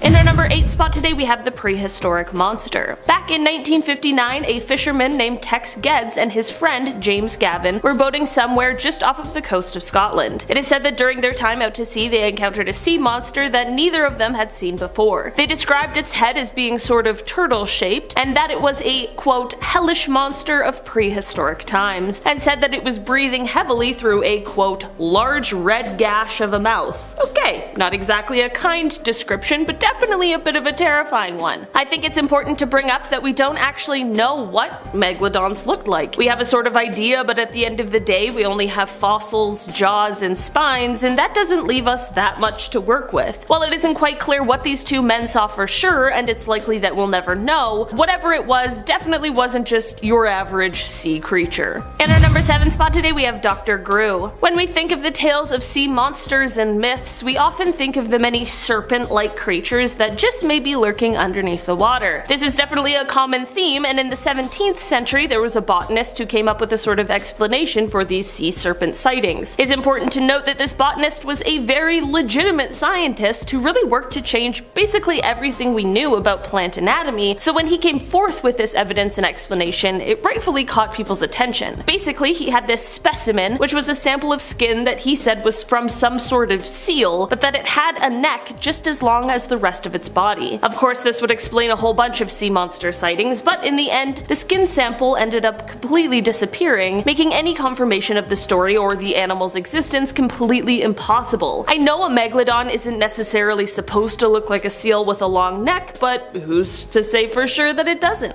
In our number 6 spot today, we have the shipwreck. Back in 1909, the French steamer La Seine was out to sea when it collided with the British India steamer the Onda. A shipwreck is never good, but this one was particularly bad as, in heavy fog, the French ship sank in just 2 minutes. This of course left people stranded in the water, and I mean, you can probably see where this is going. In the aftermath of this wreck, while waiting for the rescue, there were 101 people who lost their lives from shark attacks. That's a lot of people. That is either a lot of sharks or a very few large ones. I mean, none of us were there, so it's hard to say for sure, but whatever really happened here, it's an absolutely horrifying tragedy. In our number 5 spot today, we have the kayak encounter. Ida Parker and Kristen Orr were kayaking off of the coast of Plymouth in 2014 when they encountered a shark. This is truly a nightmare scenario, and it must have been absolutely terrifying. The pair, however, had actually set off with the intention of seeing a great white shark, and while it's likely that this is exactly what they encountered, they definitely did not expect what happened next. The two had heard of rumblings of a shark in the area that had swallowed a seal in one gulp, and this is what sparked their desire to head out on this journey. While out there, however, the shark began to attack their kayaks. In the end, both of them made it out alive, and when their kayaks were recovered, one was found with a huge bite mark in it. In our number 4 spot today, we have the oldest shark attack. Considering the fact that the Megalodon is said to have been extinct somewhere over 2 million years ago, even evidence that seems ancient to us is a lot more recent than what our current understanding of their timeline here on Earth would suggest. That is exactly why the discovery of what is speculated to be the world's oldest evidence of a shark attack is very interesting. This discovery came by way of a 3,000-year-old human skeleton that is marked with different gashes and puncture wounds. It is said that because of the volume of wounds, it makes it slightly easier to tell the story of what happened. This is because while researchers first believed that perhaps the wounds were caused by metal weapons, this could not explain why there were so many in certain parts of the body. Another telltale sign is how this skeleton was discovered in Japan, which at the time of this person's life, there weren't really any metal weapons at that point in history in Japan, which ruled out this theory entirely. They were also able to rule out other terrestrial carnivores, and that's when they turned to marine life to look for some more answers. Because of the time it's been, we obviously don't know what creature was involved in this attack for sure, but with the mass amount of wounds found on the skeleton, it was likely to be something large and terrifying. In our number 3 spot today, we have snorkeling. Robert Pamperin and a friend, Gerald Lehrer, were snorkeling off of La Jolla Cave in California in 1959 when Robert was attacked by a shark. It is said to have all happened quite quickly, and Gerald was alerted to the distress when he heard Robert scream. Gerald turned and saw Robert unusually high in the water, and his mask was missing. At this point, Gerald dove under, and this is when he realized exactly what was going on. There was a shark that had Robert in its mouth up to his waist. Unfortunately, there was not much Gerald could do to stand up to this absolutely massive shark that he described as larger than your average great white. Robert sadly did not survive the event, and by the time rescuers arrived, they were only able to locate one of his fins. In our number 2 spot today, we have the Jersey Shore. Back in 1916, during the summer season, there were 5 different shark attacks that occurred over the span of 10 days that ended up in the deaths of 4 people. This wasn't something that had been seen before in the area, which of course left people speculating as to why. There was a heat wave in the area during the time, which likely led to more people being out enjoying summertime sort of activities, and maybe this attracted the shark, but in the end, no one knows for sure because no one even knows what kind of shark is responsible for the attacks in the first place. Luckily, this didn't go on to become a continuous trend, and whatever shark this was went on its merry way, or perhaps found another food source, or whatever. But this series of attacks definitely kept the public on edge for the weeks and months surrounding. In our number 1 spot today, we have the USS Indianapolis. This is a story that has been considered the worst shark attack in history, which is definitely a horrific thing to think about. In 1945, the USS Indianapolis was an unescorted US warship that was sailing in the Pacific when it was struck by a Japanese torpedo. This had no problem tearing the ship in two, which meant that 900 sailors were now floating in the ocean waiting for rescue. Over the next 5 days, nearly 600 men lost their lives due to shark attacks. I said this about the other one that was similar to this, and I'll say it again. That's either a group of sharks or a very few large, very hungry ones. From the survivors' accounts of what happened over the course of those days, it seemed like an absolutely nightmare situation. This is exactly why this has gone on to be called one of the worst shark attacks in history. At number 10 is the terrifying deep sea footage. Now, the degree to which you'll be impressed with this video depends on how you decide to define your scale. So let's be clear. Beast depicted here in this footage is absolutely a shark and is absolutely real, with its very distinguishing gills and pectoral fins. The question is though, is this your run-of-the-mill great white, or is it a megalodon? That all depends on the size of the fishing cage behind it. See, if we're to presume this to be a standard sized cage at about 10 feet, that would make the shark in front of it just shy of 30 feet wide. And since the shark is so enormous that we never get its entire body within the confines of the frame at once, we can make some estimates concerning the width to length ratio and determine that the shark here is at least 60 feet in length. Now, I'm not sure if you guys have noticed, but I'm new here at Amazing Top 10. So if you're enjoying the video so far and wouldn't mind seeing this face more often, you can support the channel, and me by extension, by pressing like, subscribing to Most Amazing Top 10, and ringing that notification bell. It helps us out a lot, and I personally would really appreciate it. Number 9, caught on satellite. Thanks to satellite technology, we've managed to map out 100% of the ocean floor, despite only having actually explored less than 5% of it. I say we as if I were involved personally. I'm like the nerdy equivalent of a sports fan. Anyways, aerial imagery has allowed scientists to make all sorts of discoveries. So is it that surprising for a behemoth as big as the Megalodon to turn up on something like Google Earth? And as a matter of fact, there was a Megalodon candidate spotted through satellites swimming along the Persian Gulf, which is a Mediterranean Sea in Western Asia, which is essentially an extension of the Indian Ocean between the Arabian Peninsula and Iran. One second, let me just add those to the list of places I will never go swimming.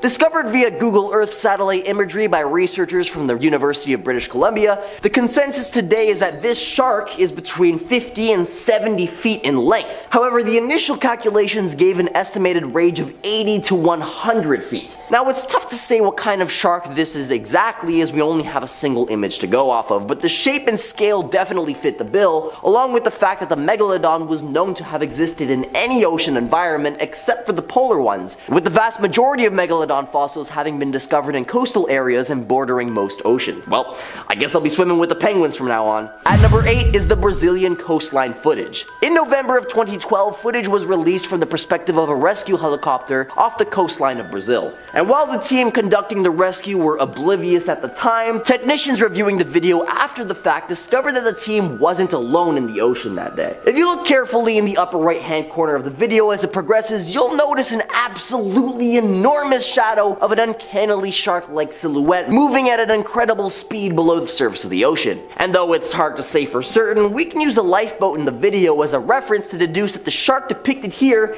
is at least 60 feet long. At number 7 is the drone footage. Now, while this video isn't associated with any particular reputable research institute or anything like that, it's certainly among the most impressive Megalodon videos I've ever seen on account of the sheer size and clarity of the thing depicted. The video begins with a bird's eye view of a group of 3 children with boogie boards swimming in the ocean. Remember boogie boards? I still have mine. Not that I'll ever be using it again. So the kid on the orange boogie board furthest to the right notices the shadow of something enormous swimming beneath them. The video replays, giving us a wider zoomed out perspective where the absolutely gargantuan shark is revealed in full. Using the boogie boards as reference, it's estimated that this Goliath clocks in at roughly 95 feet long. And if that's truly the case, then this sighting quite possibly depicts evidence of the largest shark ever discovered. Yeah, no, absolutely not. No, thank you. Now some have tried to call this thing a basking shark or a whale shark on account of its size, but you don't need a degree in marine biology to rule those out. Whale sharks are coated in distinct white spots, whereas basking sharks distinguish themselves with their wide heads, something that whale sharks are also known for. But this shark here ain't got no spots, and its head shape is more in line with that of a great white. So what do you guys think? Let me know down in the comments. At number 6 is the Mexican black demon. There's a tale that beckons us from the waters of the Sea of Cortez, a realm nestled between the Baja California Peninsula and Mexico's mainland. It's a place where reality blurs with the unknown, as this area is home to some of the strangest and most diverse range of aquatic giants. Welcome to the domain of the Mexican black demon, a name that sends shivers down to the spines of even the most weathered seafarers. Picture this, a creature reminiscent of the iconic great white shark, yet draped in an unsettling shroud of murky hues, as if the darkness of the abyss itself has taken form. Now don't get me wrong, we all know that great whites aren't exactly teddy bears, but the black demon takes it up a notch. Local legends have whispered for years, painting a portrait of a colossal menace lurking beneath the waves. Reporters suggest that it's longer than your average blue whale, stretching up to a staggering 80 feet. Some eager minds point to the possibility of an undiscovered species, or perhaps an oversized great white. Now, I'm a YouTuber, not a marine biologist, so take this with a grain of salt, but given that great whites and megalodons are closely related, choose to say that it ain't a bit of both. Brave souls have embarked on quests to unravel the secrets of this aquatic enigma, but like grains of sand slipping through your fingers, the black demon remains elusive. Sightings are rarer than winning a lottery ticket, leaving us tantalizingly close to the edge of discovery, yet frustratingly distant from grasping its true nature. Could it be a relic of prehistoric times, a survivor from a forgotten epoch, or perhaps a brand new chapter in the oceanic saga of evolution? At number 5 is the New Zealand cave dive. New Zealand too? Come on, man. So this alleged megalith of a shark was discovered in a diving cave off the coast of New Zealand. Now sharks in diving caves are terrifying in their own right, but finding a shark inside of a diving cave?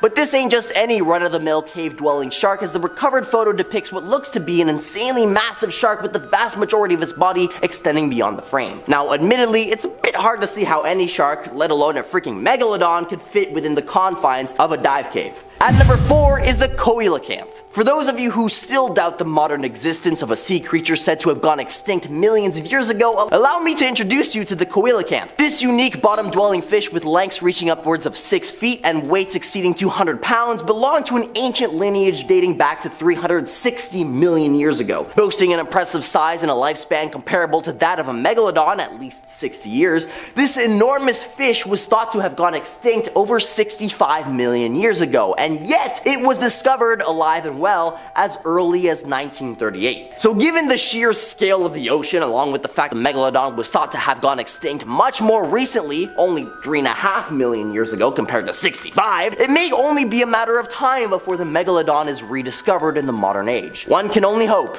not. At number 3, the Megalodon attack in Cape Town rips a boat in half. Alright, I'll be honest with you. Admittedly, the next 3 entries are a bit of a cop-out, but they're super intriguing nonetheless. You see, during Shark Week, the Discovery Channel decided to air a mockumentary series about the definitive existence of the Megalodon in the modern age, titled The Monster Shark Lives. But the Discovery Channel failed to include any sort of disclaimer that what was depicted in the film was actually all fake. As a matter of fact, the Discovery Channel casted actors as professionals in marine biology, and all the events in the film were presented as actually being real, leading this quote-unquote educational show to becoming the most viewed Shark Week show to date, generating countless clips that would go on to be perceived as factual to this very day. One such clip depicts the found footage of passengers on a fishing boat, and after some time a thunderous boom can be heard, followed by the sounds of muffled screams and rushing water, accompanied by imagery of the boat being flooded as it flips upside down. The initial story was that a whale had breached over the top of the boat. Upon further investigation of the wreckage by a diving team, they discovered that the boat had been chomped in half. There were no survivors, and the bodies of the fishermen were never found. Well, I'm sure the actors are fine. At number 2, a whale is bitten in half. Our second clip from the Monster Shark Lives docuseries opens with the paid actor, marine biologist Colin Drake, going after some handheld video footage that looks really HD for a homemade movie shot in 2009. As the father and son enjoy some fishing off the coast, they spot what looks to be the remains of a beached whale. Only the entire lower half of the whale appears to have been bitten clean off. Well, imagine a battle of the titans, a colossal whale grappling with the behemoth of a megalodon. A battle of epic proportions, a dance of primal forces that leaves us on the edges of our seats, but alas, this tale took a somber turn. In this watery arena, victory belongs to the Megalodon. Its massive jaws close around the portion of the whale's tail, a painful reminder of the harsh reality of nature's unforgiving hierarchy. And at number 1 is the oil rig video. Sometimes the most unexpected observers can uncover the most remarkable secrets. You might think that the vast expanse of the ocean is constantly under surveillance by the vigilant gaze of scientists, government officials, and marine experts, right? Well, in this case, according to what I already described as the very reputable Discovery Channel, it was actually an 8-year-old prodigy from Chile who discovered something truly out of the ordinary beneath the waves. Now for context, let's quickly go over ocean surveillance. You see, scientists and government agencies have studied the ocean floor with high-tech cameras at key locations, giving us a glimpse into the mysterious world beneath the surface. We're talking about a network of underwater cameras nestled around scientific sites and oil rigs, some of which have live feeds accessible to anyone with a curious itch. So back to our young Chilean protagonist. This sharp-eyed kid was casually monitoring one of these live feeds when he suddenly stumbled upon a sight that sent shivers down marine experts' spines. Behold, a shadowy fin of disastrous proportions cutting through the water with an almost prehistoric elegance. Now the experts, being the skeptics that they are, were quick to assert that there's currently no concrete proof of the legendary Megalodon prowling our modern-day oceans. Yet the fin they encountered on camera was massive. Cue the synchronized video feeds and the math wizards doing their thing. By comparing angles and distances, they sized up this enigmatic creature, revealing an astonishing estimation, a staggering 62 feet in length, give or take. Now that's longer than a school bus, my friends. Now it's just too bad that this sighting was confirmed exclusively by the scientists at the Discovery Channel. Starting off in our number 10 spot, we have the first discoveries. To start off with, we are taking it back to the Renaissance era. According to accounts from the time, there were discoveries of huge triangular fossilized teeth, but at the time these teeth were so big and they had no idea who or what they belonged to. Instead, people of the time thought that they were petrified tongues or shed teeth that belonged to snakes and dragons. I mean, with the size of these teeth, I truly do not blame people for thinking that they were proof of the existence of dragons. It wasn't until 1667 when the Danish naturalist Nicolaus Steno recognized them as the teeth of sharks, and it was then that he described his finding in the book, The Head of a Shark Dissected, which also contained an illustration of the tooth. In our number 9 spot today, we have the feeding habits. Well, it's hard to learn much about the habits of a creature that has been extinct for as long as the Megalodon has. There are different and really interesting clues we can use to determine some of the things that were once a complete mystery to us, and one of those things has to do with their feeding habits. Of course, a creature that is slated to be as large as the Meg is going to need a lot of fuel. It's gonna need a big meal, and what better large meal lives in the ocean than a whale? That's right, one of our current largest creatures was a Megalodon delicacy. You may be wondering how we were able to figure this out, and that relates back to the finding of fossilized whale bones. These bones have been found with cut marks from Megalodon teeth etched into their surface. It is said that some of these bones even have nastier wounds with the shark teeth actually still stuck in them from millions of years ago. Talk about an apex predator. In our number 8 spot today, we have the bite force. One thing scientists have been able to estimate about the Megalodon is what they think might have been the force that they could bite down with. So to set the stage, we of course need something to go on, unless you're already an expert in bite forces. Humans, our bite force is measured to be around 1,317 newtons. That doesn't seem too bad.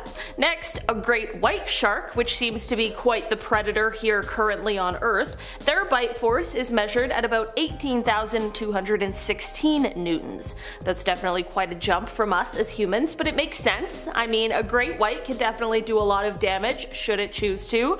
So now we have the Megalodon, one of the most powerful predators to have ever existed, the apex predator. Scientists estimate their bite force was between 108,514 to 182,201 newtons. A reminder that ours isn't even 1,500.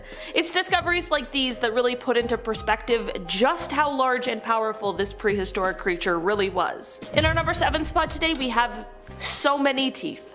So most of the discoveries relating to fossils of megalodons that have been found are just teeth. There's so many teeth, and so little of really anything else that has been found. And that of course begs the question as to why? Well, apparently, part of this is because sharks continuously produce teeth throughout their entire lives, and depending on what they eat, they often lose their teeth. Like, apparently it's so common that they go through thousands of teeth in their lifetime. Maybe I'm new to the shark game, but I had no idea. But of course, this means that shark teeth are constantly raining down to the sea floor, only to later be discovered, and in the case of megalodons, only to become a fossil first. The other half of why the teeth are so common is because teeth are the hardest part of a shark's skeleton. Sharks' bodies are made from a softer cartilage rather than bone, sort of like the stuff that our nose and ears are made of. This means that the chances of these things surviving all of these millions of years are slim to none. In our number 6 spot today we have a fossil. Like I mentioned previously, it's hard to find any remains or fossils of megalodons other than teeth. Most of these remains have been lost to time, but that is exactly what makes this discovery so fascinating. A fossil found in Peru a few years ago is said to not only have been the discovery of a full set of teeth, but also a brain case and a small string of vertebrae, which is a very rare find. Aside from just being a relic from a time long past, this fossil could give us immeasurable insights into what these creatures looked like, more so than we know now, and it may even be able to uncover some of the secrets that remain hidden in the past. In our number 5 spot today we have their appearance. From when the existence of megalodons was first discovered up until quite recently, people believed that these sharks looked basically like a ginormous great white shark. Like most of us have seen Jaws, think of that shark. Or the 2018 classic The Meg. That's what people assumed they looked like. Turns out, based on what we now know, that's really not the case. These sharks would have had a much shorter nose than a great white, like a sort of flattened and squished one. It also would have had longer, like extra long pectoral fins, because when you're that big, you need all of the support you can get to navigate through the water. We thought that megalodons would look like great whites because we thought that they were related, but as it turns out, that isn't true. Megalodons actually come from a different lineage of sharks, and sadly, they were the last member of the lineage. In our number 4 spot today we have ancestors. Speaking of the life and lineage of megalodons, let's take a look back at what we know about their ancestors. The oldest definitive ancestor of the Meg is a 55 million year old shark called Otodus obliquus. These sharks grew to be about 9 meters or 30 feet long. This of course isn't where things stop though. The evolutionary history of this shark goes back to another ancestor called Cretalamna, which lived about 105 million years ago. This means that the lineage of the megalodon spans over 100 million years. That's wild. This is part of how they found out that megs and great whites weren't actually as closely related as once thought. Through more fossils that have been found, they've been able to trace this lineage, and in fact it is now believed that ancestors of great white sharks and the megalodon probably lived at the same time, and they were likely in competition with each other. Safe to say it would have been a pretty terrifying time to live in the ocean. In our number 3 spot today we have a cosmopolitan. One of the things that helps us to know that the megalodon existed relates back to how widespread they once were on Earth.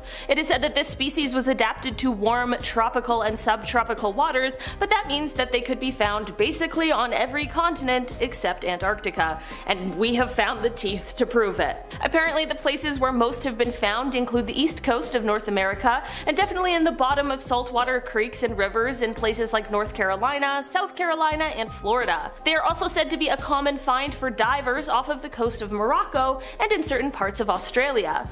They're even sometimes found in the UK, but this is definitely more of a rare sighting there. This is all to say that this proves to us that this was a species that was clearly thriving during their time here on Earth. It can be hard to imagine these prehistoric creatures, but in the history of our planet, they really aren't that long gone. In our number 2 spot today we have rings. One of the best preserved and most complete megalodon fossils or specimens finds its home in the Royal Belgian Institute of Natural Sciences Conservatories in Brussels. This includes a collection of 150 vertebrae that were found in the 19th century Antwerp, Belgium. When they were discovered, they weren't completely strung together, but they were found in the same layer of rock in the same location, which would make it fair to deduce that they likely came from the same animal. Using 3 of these vertebrae, researchers were able to find out the age and roughly the size of the shark when it passed away millions of years ago. They were able to do this because apparently on shark vertebrae they have sort of rings, like trees do. Like you can count the rings of a tree, and you can apparently do that for a shark as well, which will give you an estimate on their age. On this specific specimen they counted 46 circles in the vertebrae, which put the shark at roughly 46 years of age. This would have been quite young for a megalodon since they are said to have lived to be about 88 to 100 years old. Having this age estimate allowed them to also estimate the potential size of this megalodon, which they said was around 9.2 meters or roughly 30 feet. In our number 1 spot today we have Bye Bye Megalodon. To cap off this list today, it only seems fair that we talk about what happened to the Megalodon. If they were these huge, powerful apex predators, how did they die off, especially when other shark species have seemed to survive?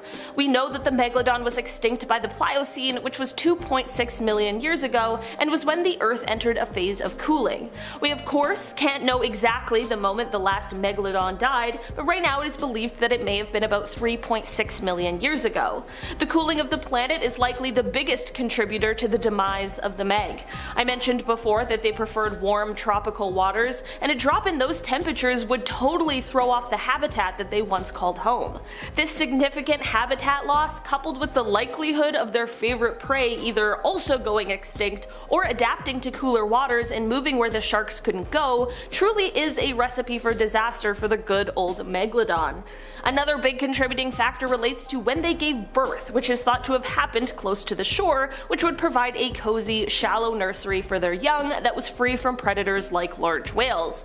This is all fine and dandy until ice begins to form at the poles and the sea levels dropped, which means that the safe place where they once went to have their pups was now destroyed as well. Scientists believe that up to a third of large marine animals, which includes 43% of turtles and 35% of seabirds, became extinct as a result of the cooling temperatures seen millions of years ago. This affected and significantly dropped the number of organisms at the bottom of the food chain, which ends up being a huge problem for our giant apex predators. Starting off this countdown in no order, we have the Mosasaurus. This sea creature was alive back during the Cretaceous period, which was 145 to 65 million years ago. It was a massive aquatic lizard that grew to around 58 to 59 feet. In fact, they were at the top of the food chain, eating everything beneath them. This included sharks, reptiles, and even other Mosasaurus. Yes, they feasted on their own kind. Fossilized remains of this beast were first discovered in the 1700s in the Netherlands. From there, they learned that it inhabited the Atlantic Ocean and adjacent seaways. Fossils have been discovered all around the world though, in North America, South America, Africa, Western Asia, and Antarctica. In our 9th spot today we have Leviathan. Now this dude was in direct competition with the Megalodon. They were around 57 feet in length and weighed around 100,000 pounds. So yeah, they were pretty hefty guys. Not only that, but they had incredibly large teeth. Their teeth reached over a foot in length. This earned them the title of having the largest known biting teeth of any animal. But they died out between 3.6 and 2.6 million years ago. Just like the Meg, these creatures struggled to adapt to climate change, and they suffered losing their primary prey, which was small to medium-sized whales. If this creature was still around today, I couldn't imagine what the ocean would be like. You'd never catch me swimming in it, that's for sure. In our 8th spot today we have the giant oarfish. The oarfish is the world's longest bony fish. They can be up to 56 feet, which is 17 meters in length, and they can weigh about 600 pounds, which is 270 kilograms. They also look pretty weird, like they look like a cross between an eel and a fish, but they have bright silvery skin with bright red spikes running down its back. Back in the 1860s, two men were gathering seaweed on the coast of Bermuda when this creature washed up on the rocks. They immediately got scared and thought it was a nasty sea serpent, so they killed it. Later, it was discovered to only be an oarfish. In our 7th spot, we have ichthyosaur. Between 1976 and 1990, scientists unearthed the largest ichthyosaur tooth ever found. The width of this tooth root was twice as large as any aquatic reptile known. It had a diameter of 60 millimeters, which is 2.4 inches. This makes it the thickest ichthyosaur tooth found so far. Then in 2018, paleontologists discovered a 3-foot jaw segment that belonged to this creature. Then they started to piece together the fossil fragments of this creature and concluded that this animal could have grown to 85 feet in size, bigger than they originally thought this creature was. Now, these creatures were interesting. They roamed the oceans about 200 million years ago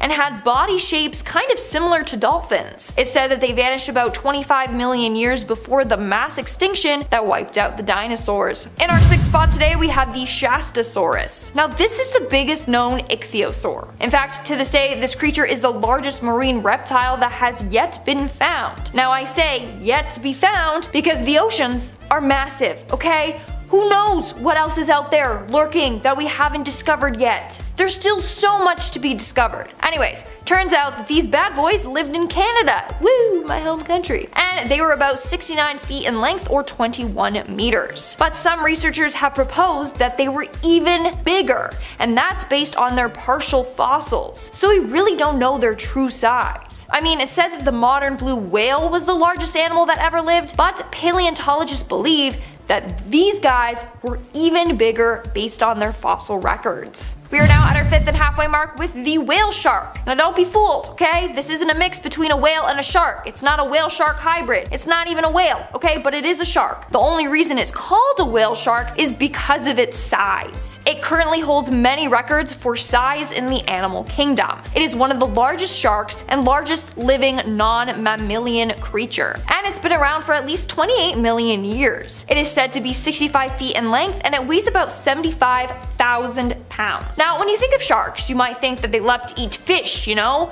And that when they get a whiff of blood, they'll go crazy. Well, whale sharks aren't even like that at all. In fact, they're filter feeders, meaning that they eat plankton, fish eggs, and kill decaying plants, all that kind of stuff. So these sharks are pretty harmless. In fact, since it is a filter feeder, it has the ability to sift through over 1,500 gallons of water in an hour as part of its feeding ritual. In our 4th spot today, we have Leadsichthys. The Leadsichthys lived in the oceans during the Middle Jurassic period. It was all over the place in size. It could grow anywhere from 30 feet to 100 feet. So that's a pretty drastic size difference. But to this day, it is considered the largest ray-finned fish to ever swim on Earth. In fact, they were named after paleontologist Alfred Nicholson Leeds, who made important finds of the remains in 1889. Now, these dudes are pretty weird looking creatures. They look like an old whale mixed with a fish, like it's really strange. They also have long pectoral fins and a tall tail fin, and although they look big and bad, they mainly eat zooplankton. In our 3rd spot today, we have Basilosaurus. The Basilosaurus, whose name literally means king lizard, lived around 41.3 to 33.9 million years ago. At first, they thought it was a reptile, but after scientists studied it more, they realized that it was indeed a marine mammal. So its name is very misleading because it's actually a whale, but it's weird, like it has a long eel-like body. It also has huge rows of teeth and it chewed its food, whereas whales kind of just swallow stuff whole. It was at the top of the food chain, so it likely fed on sharks and large fish among other marine mammals. This guy measures up to be about 49 to 66 feet in length, and that's 15 to 20 meters. In our 2nd spot, we have the fin whale. The fin whale is said to be the 2nd largest animal to ever live in the entire history of Earth. It was about 85 feet in length, which is 26 meters, and weighed about 80 tons. But even though they are massive, they are not predatory. In fact, they are totally harmless to people. They are filter feeders, so they eat like tiny krill and stuff like that. Like other whales, these had a white underside with a dark backside. They also live all around the world. They live in every ocean except parts of the Arctic where it's just covered in ice, and they can travel great distances while munching on relatively little food. As a result, they can live for nearly 150 years. And in our number 1 spot today, we have the blue whales. Now it seems hard to believe, but blue whales are significantly larger than megalodons. The largest blue whale weighed about 418,000 pounds, which is more than 200 tons. Average blue whales, on the other hand, weigh a bit more than 100 tons, whereas the megalodon weighed only 50 tons. So they got nothing on the blue whales. Not only that, but even blue whale dwarfs reached 110 feet, which is 34 meters, and weighed about 200 tons. That's more than twice the size of the largest meg. Isn't that crazy? But the meg and the blue whale never met. The earliest fossils of blue whales date back to roughly 1.5 million years ago. That's about a million years after the megalodon is believed to have been around. Alright. At number 10. Originally, when the Basilosaurus fossils were discovered in the 1830s, it was believed that this animal was some sort of reptilian sea monster. So that's why they were named the Basilosaurus, which literally means king of lizards. However, it was later revealed that these creatures are not reptilian at all. They are actually gigantic ancient whales. But unlike the whales we have today, the Basilosaurus was sleek like an eel, and they measured up to 65 feet long. Despite its long size, the Basilosaurus had very small flippers and a short head compared to the rest of its body. It is believed that they most likely ate whales and fish that are smaller, but other predators would not dare bother to compete for food against this beast. Tanystropheus jumps into this list at number 9. The Tanystropheus lived in shallow waters, but it was also believed to live and hunt on the land. They were not very fast swimmers, so they would often walk along the shores and use their long necks to get within range of prey without being detected. Similarly to lizards that we have alive today, the Tanystropheus had a tail that could detach if a predator managed to latch onto it, and it would be able to regenerate. Their teeth was also very unusual. The front teeth were similar to a rake, and the back teeth were flattened like molars. They mainly ate fish and other small aquatic animals, but they're able to reach into bushes and trees with their extremely long necks. Let's take a look at a reconstruction of what these beasts look like if they were alive today. Great long neck, great long tail, there's hardly anybody at all.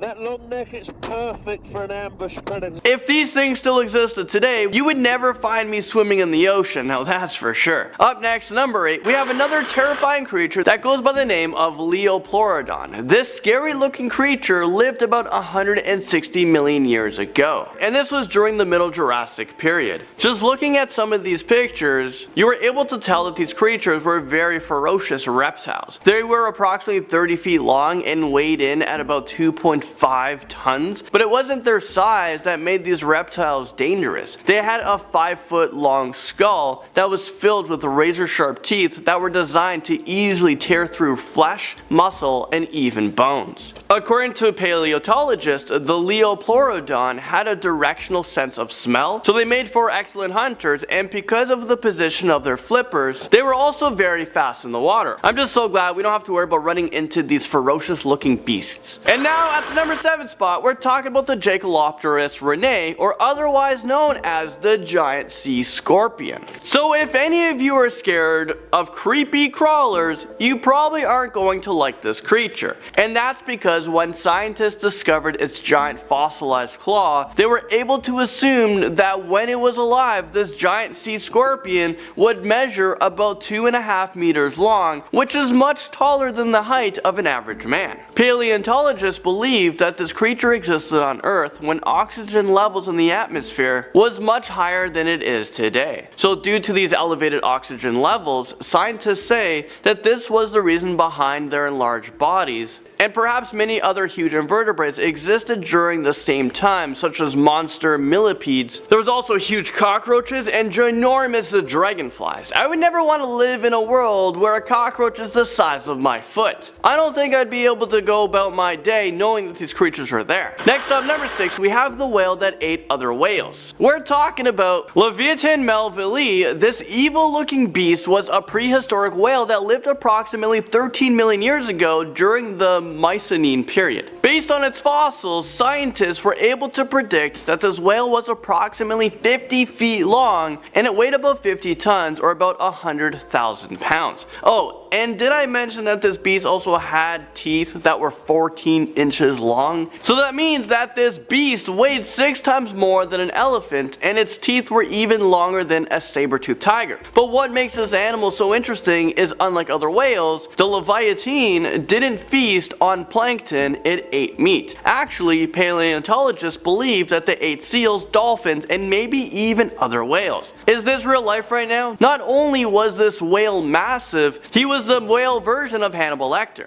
Dacosaurus swims onto our list at number 5. Prepare yourselves for this one because the Dacosaurus isn't a pretty sight. Actually, they were pretty terrifying looking creatures. Their name literally means tearing lizard, and even though they were similar to a saltwater crocodile, they aren't any less ferocious. Scientists believe that these creatures were approximately 15 feet long and weighed in about 2,000 pounds. Not only did they look like a strange mix between a crocodile and a dinosaur, they had a powerful jaw and serrated sharp teeth that they used to tear flesh off a large marine reptile. The scientists who discovered its skull gave this creature the nickname Godzilla because of its unusual snout, which was short and deep and extremely long serrated teeth. It is believed that they had a very powerful bite force and they were likely a top predator during its time. The giant stingray makes us cringe in at number 4. This haunting creature can grow up to 17 feet across and it has a 10-foot poison spike in its tail. They're also known to pull boats up and down river and even underwater. Oh, and I didn't mention that these giant prehistoric stingrays are still alive today. Yeah, that's right. If you're not thrilled about meeting one of these gigantic stingrays, then I would avoid traveling to Mekong River and Australia. Scientists estimate that these creatures can grow up to 5 meters in length and weigh 600 kilograms. And even though stingrays don't normally attack humans, they pose a real danger to those who decide to handle them. I guess we all know that's true when we think about Steve Irwin. And that's because they have a deadly barb that can easily penetrate human skin and even bone, and once you are penetrated with their poisonous barb, they will most likely inject their poison. Haunting us in at number 3, we have a prehistoric ghost shark and we call it the helicorpion. This deadly looking shark is believed to have been about 30 to 40 feet long, which makes this beast roughly double the size of the largest great white shark currently on record. The helicorpion is mostly known for being the world's only animal with a complete 360-degree spiral of teeth. Actually, the purpose and placement of their teeth have been up for debate for more than a century, and it still remains a mystery today. But one thing that is for sure, you definitely wouldn't want to see this bizarre shark swimming straight for you. But thankfully for us, they weren't meant to eat creatures with bones, and they went extinct 230 million years ago. Whew. Well, here's a video that shows you the sinister looking animals that they have hunted.